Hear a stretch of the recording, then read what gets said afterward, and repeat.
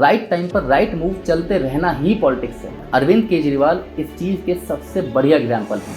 ऐसे ही उनके और भी वीडियोस वायरल होते हैं, बट खुद केजरीवाल उन वीडियो में कही गई बातों से बिल्कुल अलग बिहेव कर रहे होते हैं। सोचिए, केजरीवाल की इमेज को इतना डेंट आया था कि बीजेपी सपोर्टर्स ने ये कहना शुरू कर दिया कि केजरीवाल को बेल मिलना तो बीजेपी का मास्टर स्ट्रोक है। आतिशी पर अटैक करने के चक्कर में उनकी फैमिली को अफजल गुरु का सपोर्टर स्टैब्लिश करने में लगी है और यही दांव बीजेपी को उल्टा पड़ेगा। और कोई बड़ी बात नहीं है कि ये मुद्दा हिंदू मुस्लिम हो जाएगा। हेलो दोस्तों, अगर आपको ज़िंदगी में सफल होना है तो सही टाइम पर सही चाल चलनी आनी चाहिए और ये हर फील्ड में रिक्वायर्ड है। एक सही मूव आपकी लाइफ चेंज कर देता है। बट अगर बात पॉलिटिक्स की करें तो राइट टाइम पर राइट मूव चलते रहना ही पॉलिटिक्स है।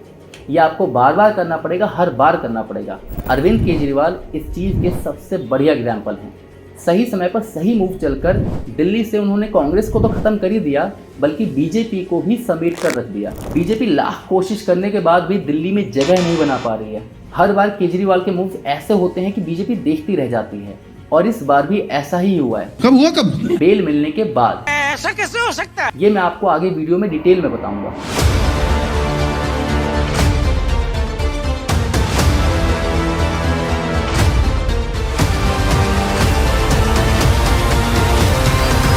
अन्ना हजारे आंदोलन से हिट होकर सही टाइम पर अपनी पॉलिटिकल पार्टी आम आदमी पार्टी बनाई। सही टाइम इसलिए था क्योंकि लगभग 15 साल की एंटी इनकम्बेंसी थी कांग्रेस के खिलाफ। तख्ता पलट होना तो तय था। 2013 में पहली बार चुनाव लड़ने पर 70 में से 28 सीट्स मिली। तब उन्होंने कांग्रेस के साथ हाथ मिलाकर सरकार बना ली। वैसे वो कहते थे कि किसी से हाथ नहीं मिलाऊंगा, ना बीजेपी से ना कांग्रेस से, पर ठीक है, पॉलिटिक्स में सब करना पड़ता है। फिर सही टाइम पर कांग्रेस को छोड़ भी दिया, ये बोलकर कि कांग्रेस की वजह से वो काम नहीं कर पा रहे हैं। जनता की सिंपैथी मिली। 2015 में फिर से चुनाव होने पर उन्हें हिस्टोरिकल विक्ट्री मिलती है। सारे रिकॉर्ड टूट जाते हैं। 70 में से 67 सीट्स जीतकर मुख्यमंत्री बन जाते हैं। अपनी क्लीन इमेज के साथ साथ कुछ सही फैसले लेते हुए 2020 में फिर से 70 में से 62 सीट जीतकर दोबारा मुख्यमंत्री बनते हैं। Cut to 2024। 21 मार्च 2024 को ईडी अरेस्ट करती है अरविंद केजरीवाल को दिल्ली शराब घोटाला मनी लॉन्ड्रिंग केस में।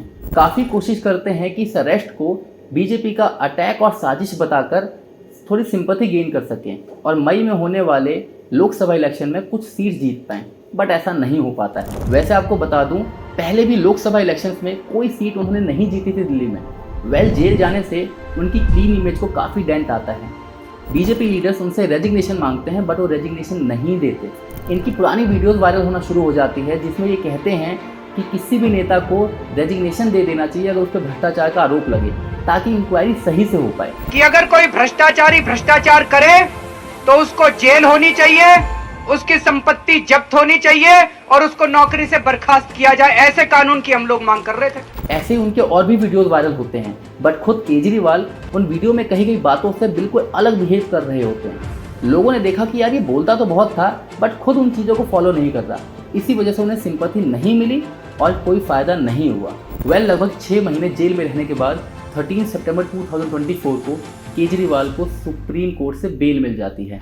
सोचिए, केजरीवाल की इमेज को इतना डेंट आया था कि बीजेपी सपोर्टर्स ने ये कहना शुरू कर दिया कि केजरीवाल को बेल मिलना तो बीजेपी का मास्टर स्ट्रोक है, क्योंकि अभी हरियाणा और दिल्ली में इलेक्शन होने वाले हैं और केजरीवाल रेजिग्नेशन तो देंगे नहीं, तो उनकी चीफ मिनिस्टर ऑन बेल वाली इमेज बनाकर बीजेपी हरियाणा और दिल्ली में इजीली जीत जाएगी और साथ ही साथ केजरीवाल कांग्रेस का ही वोट काटेंगे।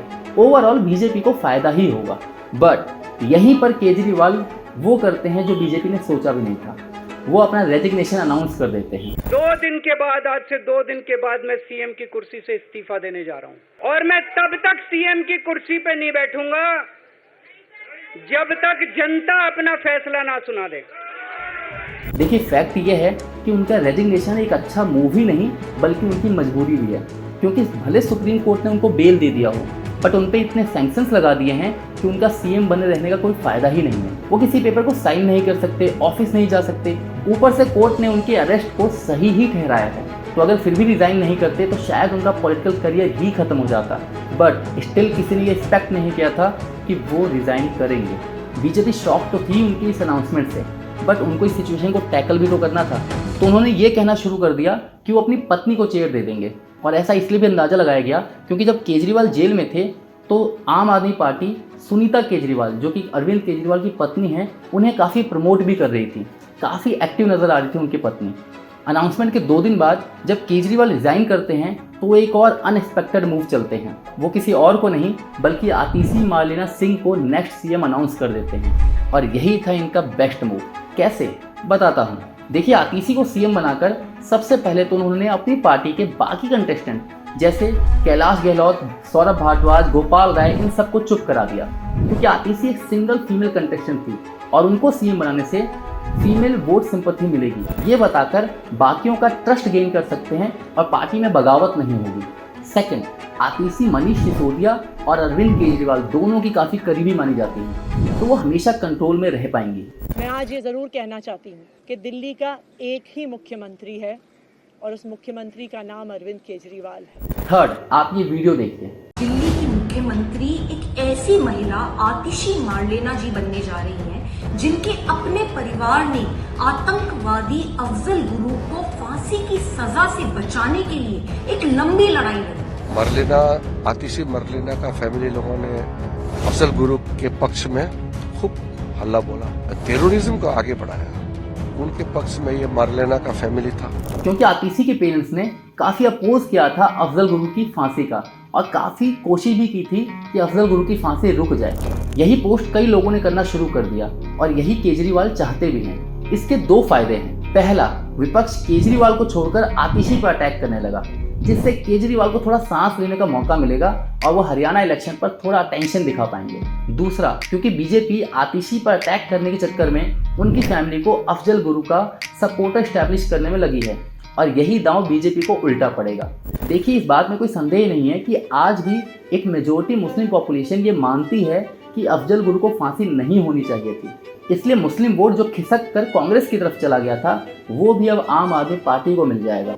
अब तक जो अटैक केजरीवाल पर हो रहे थे कि केजरीवाल ने सही टाइम पर रिजाइन नहीं किया, दिल्ली की हालत खराब हो गई, घोटाला किया वगैरह वगैरह, ये सारा अटैक अब शिफ्ट हो गया आतिशी मार्लेना पर। और कोई बड़ी बात नहीं है कि ये मुद्दा हिंदू मुस्लिम हो जाएगा। और केजरीवाल अच्छे से जानते हैं कि दिल्ली की पॉलिटिक्स भारत के दूसरे राज्यों से बिल्कुल अलग है। यहाँ पर जाति और धर्म के नाम पर वोट नहीं मिलता।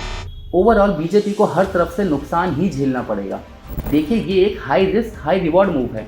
हो सकता है आतिशी बिहार के जीतन राम मांझी की तरह बिहेव करने लग जाए, बट अगर सब कुछ केजरीवाल की स्ट्रैटेजी के अकॉर्डिंग चला तो हो सकता है केजरीवाल का एक बड़ा कमबैक देखने को मिले।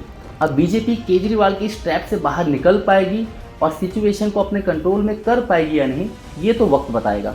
केजरीवाल के इन मूव्स ने केजरीवाल के सपोर्टर्स को हिम्मत दी है, पॉइंट दिया है उनके सपोर्ट में लड़ने का। उनके सपोर्टर्स यही कहेंगे कि हमारे नेता ने डर के रिज़ाइन नहीं दिया, जेल में रह के रिज़ाइन नहीं दिया, उन्होंने रिज़ाइन तब किया जब उनका मन हुआ और वो कुर्सी के लालची नहीं है, इसलिए अपनी वाइफ को सीएम नहीं बनाया। आपको क्या लगता है केजरीवाल की इन स्ट्रैटेजी और मूव्स का उनको कितना फ़ायदा मिलेगा? मुझे कमेंट करके बताएं और पुश इन डेप्थ चैनल को सब्सक्राइब कर लें, क्योंकि आपको यहाँ मिलेगा एक unbiased point of view regarding politics, Jio politics, history and much more. धन्यवाद।